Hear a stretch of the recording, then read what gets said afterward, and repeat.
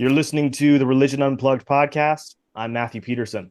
On today's episode, I'm speaking with Brook Ziporyn. Dr. Ziporyn is a philosopher, scholar, and professor at the University of Chicago. We'll be hearing from him about his new book, Experiments in Mystical Atheism, Godless Epiphanies from Taoism to Spinoza and Beyond.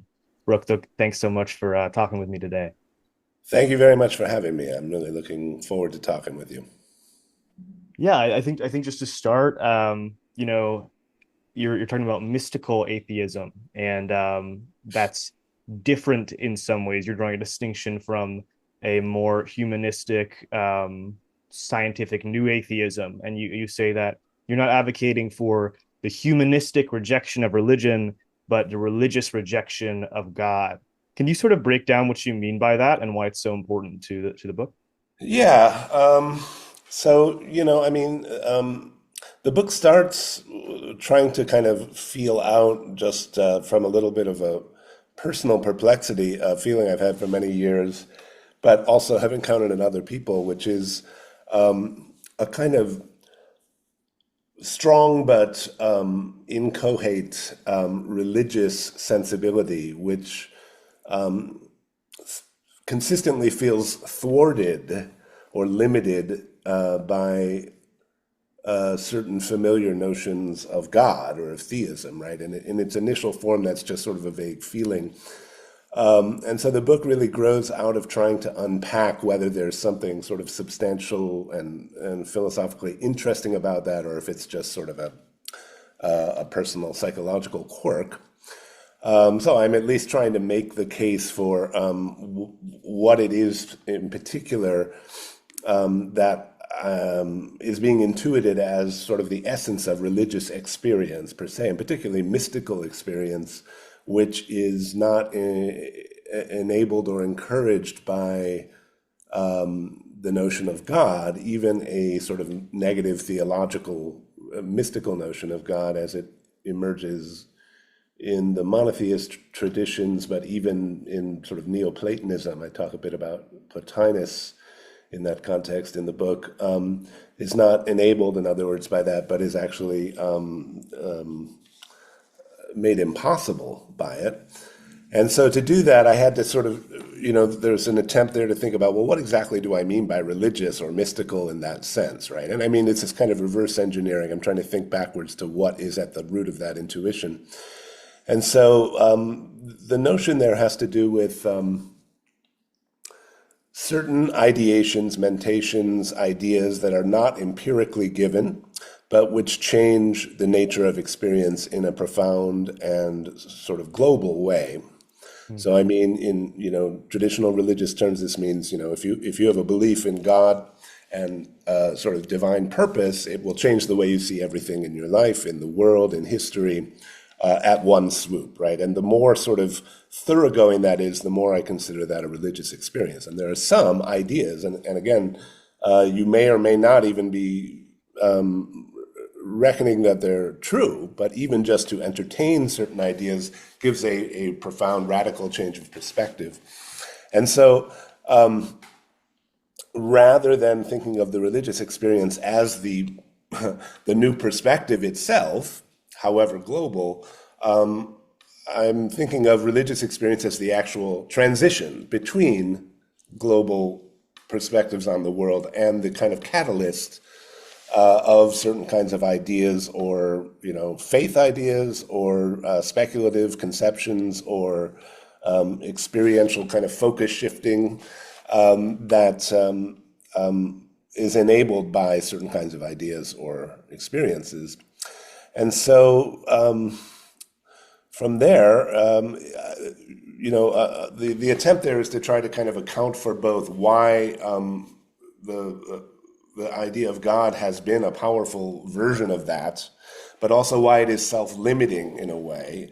And there's kind of a motif in the book of sort of a backfiring structure in precisely in religiosity in this sense. And I mean, the essence of this is really the transcending of finitude. Another thing I would consider key to what makes something a religious experience in my sense. So, the provision of an alternate framework to look at all finite things definitely moves beyond a given finite structure in favor of an ostensibly infinite one, which then reconfigures the finite. But at the same time, it locks it down if that infinity is conceived in a particular way.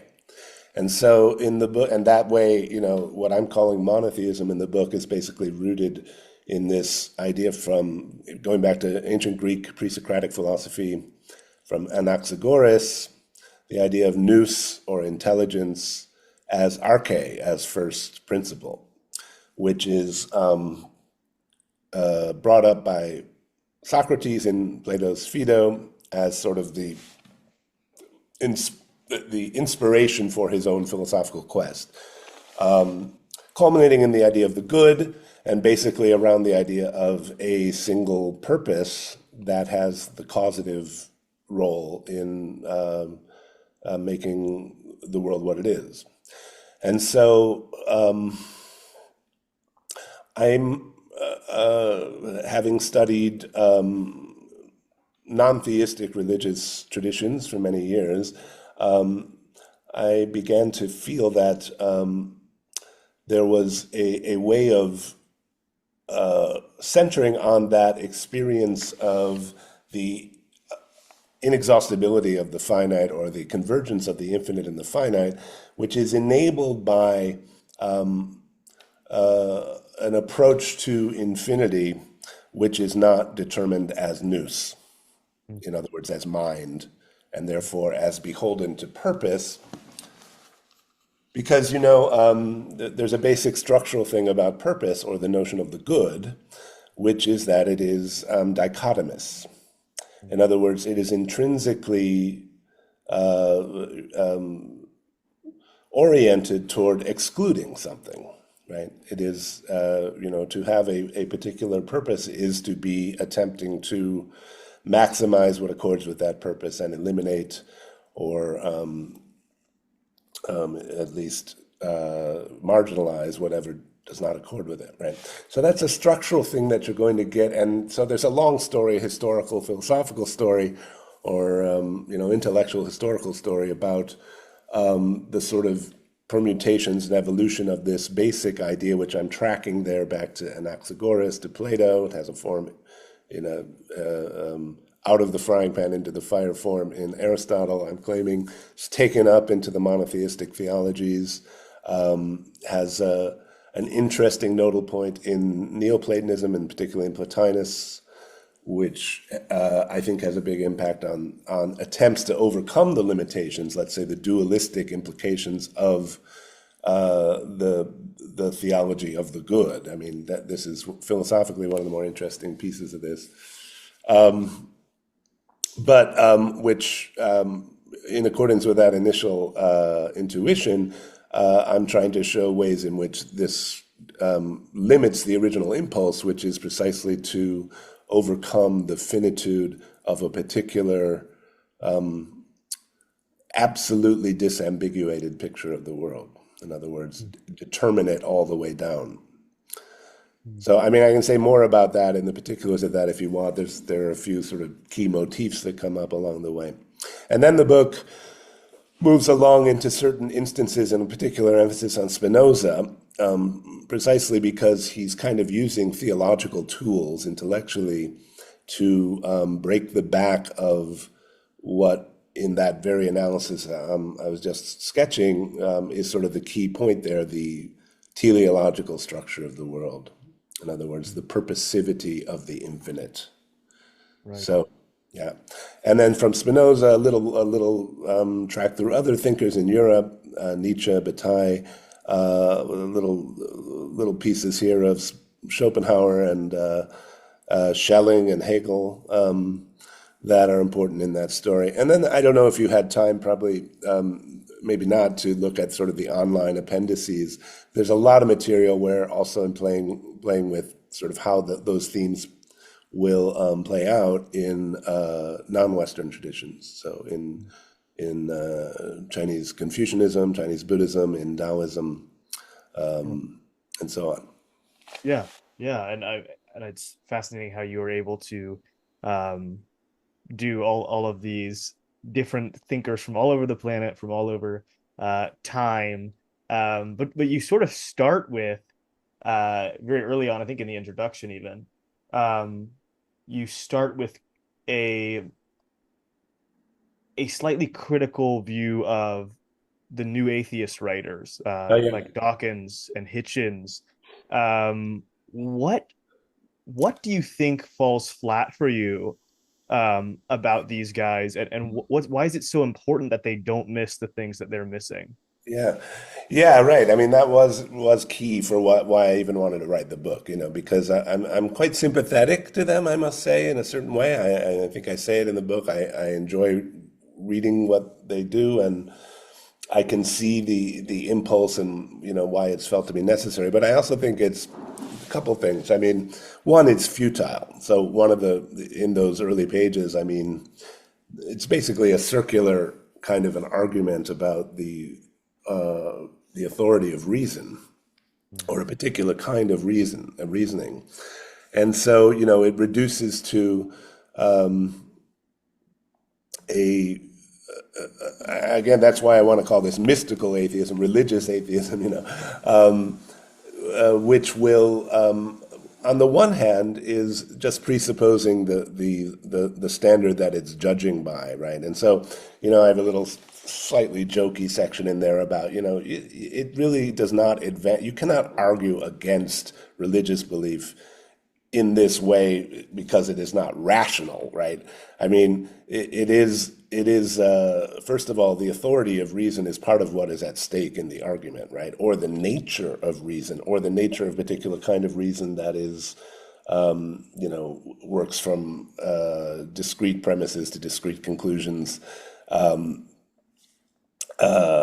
which are fully determinate all the way down and are not, ultimately grounded in the divine will or in things like that. But I also say, look, even if you could prove without a shadow of a doubt that everything written in every, monotheist holy book about God was written by someone with a brain tumor who was having hallucinations, and that, or worse, maybe, that every single believer who's existed up to now has been in complete bad faith and is a knowing deceiver, it wouldn't even be one iota of an argument against the existence of God, right? Because, I mean, if you take the premise of the existence of God, putting a brain tumor in someone's head can be just the way God does his revelations, right?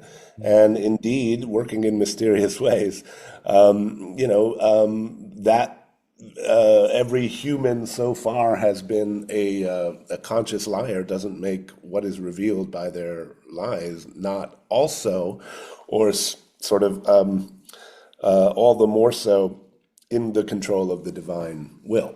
So I just think that's one thing, right? Just logically, it does not get you anywhere. And it presupposes that you already accept the authority of reason in a particular way, kind of an Occam's razor way. But Right. a theological perspective doesn't have to accept that at all. Second thing, though, is, there's a little typology in the book of what I call compensatory theism, emulative theism, compensatory atheism, and emulative atheism. I'll briefly explain. Okay, I mean, so that means if you posit the divine and the human, you can have sort of two opposite relationships to that. One would be what I'm calling emulative, means you try to be as much like the divine as you can. So if the divine is rational and wills the good and so on, you try to will the good, or you try to accord with that truth as much as you can, or if the divine is conscious control, you try to be in control of yourself.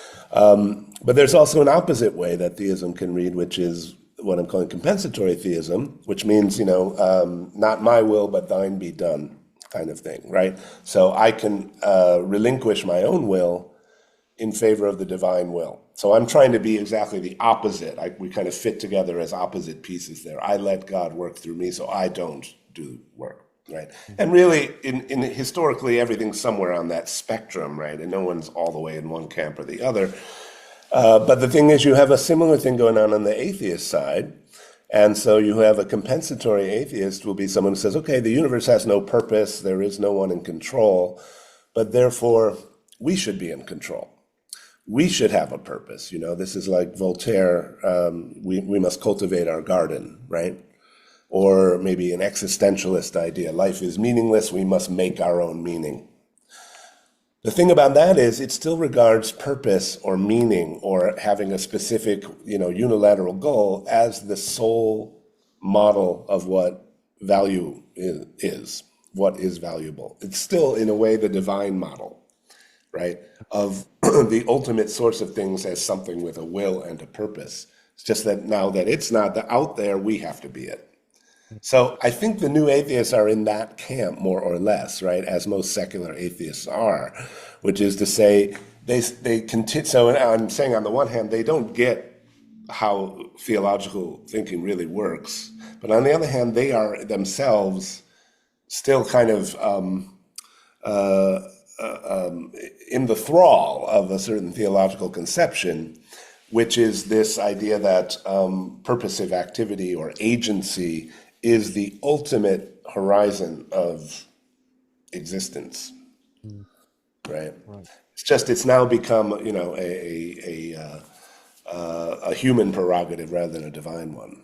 And we could look at all the kind of utopian projects politically also along the same lines of, controlled social experiments, as also having that theological stamp. And so what this book is about that fourth category, which is called emulative atheism, where the universe is purposeless and we're ultimately purposeless as well. So, sorry, go ahead.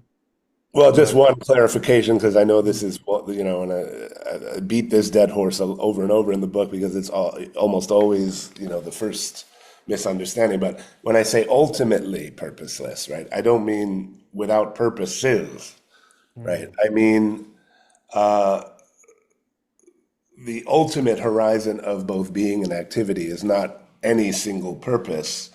And I argue in the book that far from eliminating purposivity, that actually enables the growth, the proliferation, and indeed the interaction of alternate purposes to flourish. And this is one of the things I see going on in Spinoza.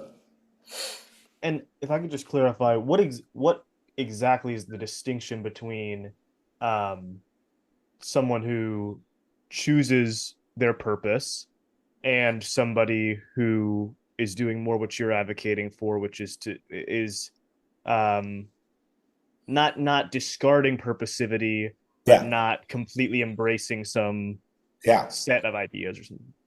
Well, so this is, what the whole book is about, various models of that. But no, it's a great question. I'll try to give some idea. I think it really boils down to a different way of experiencing one's own agency and the changes in one's own agency. So, as you put it, you choose your own purposes.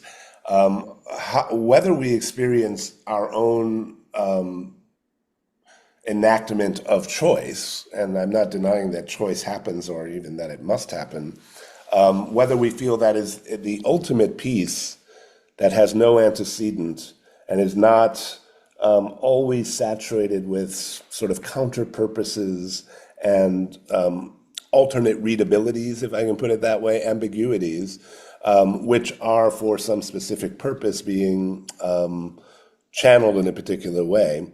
Or whether we see it as sort of an ontological bedrock, right? There's a thing called a choice. It is absolute free will, let's say, either of God or of the soul, where it is the beginning point of a chain of actions which has no antecedents and is decisive, yes, no, black, white. If we experience our own choices rather as embedded in a purposelessness that is sort of infinitely productive of alternate perspectives and alternate purposes, including the perspectives or the choices we're not making, or those of our ideological enemies, or those of our past or future possible selves, we have a different relationship to those relationships with what is other to ourselves. And so this is the fine line that, that I'm trying to kind of tread through this book, right? On the one hand, it's inevitable that we have purposes and that we're committed to those purposes, but there is a modality of purposive action which is also open to its own transformation, its own relationship to alternate purposes, alternate interpretations of itself.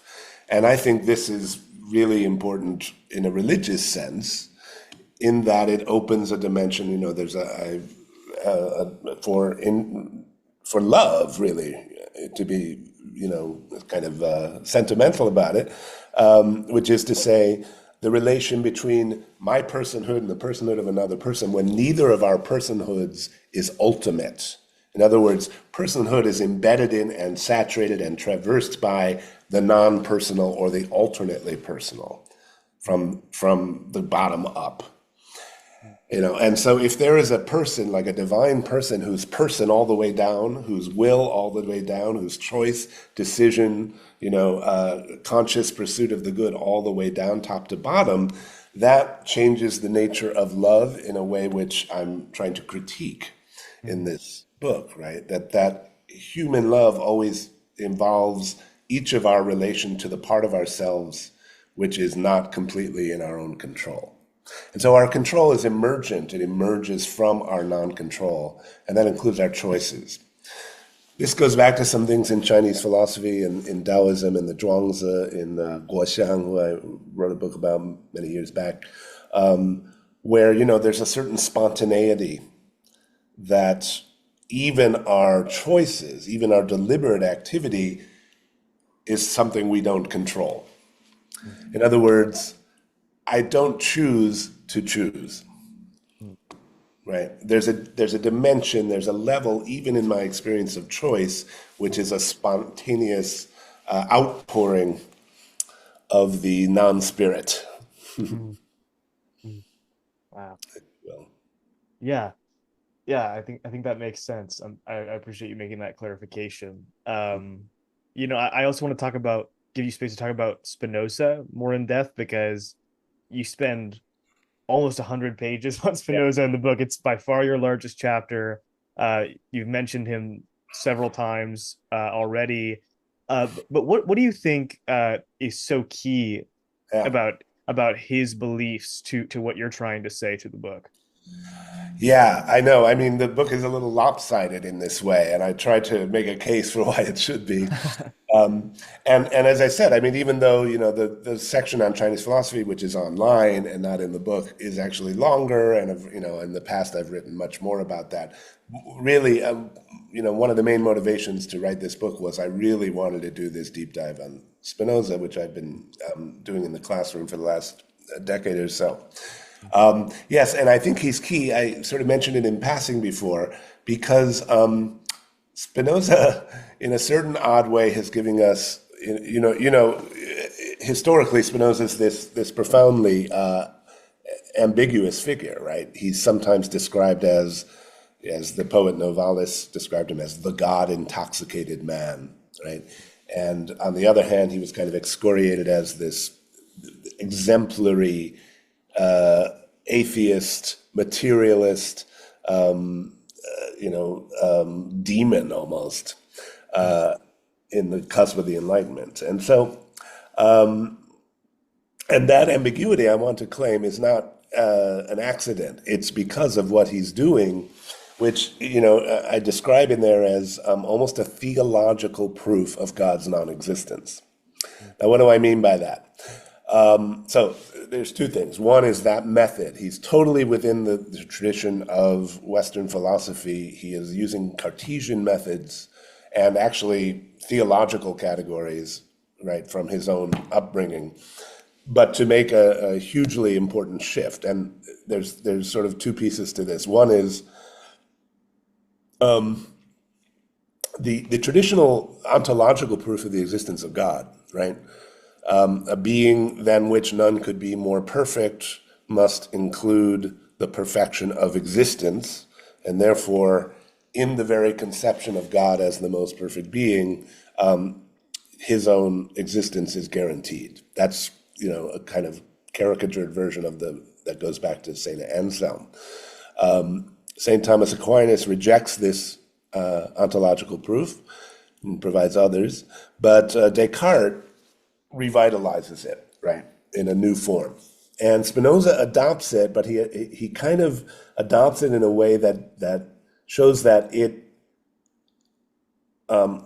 necessarily excludes the traditional teleological, purposive, and personal notion of God, as I read him. How so?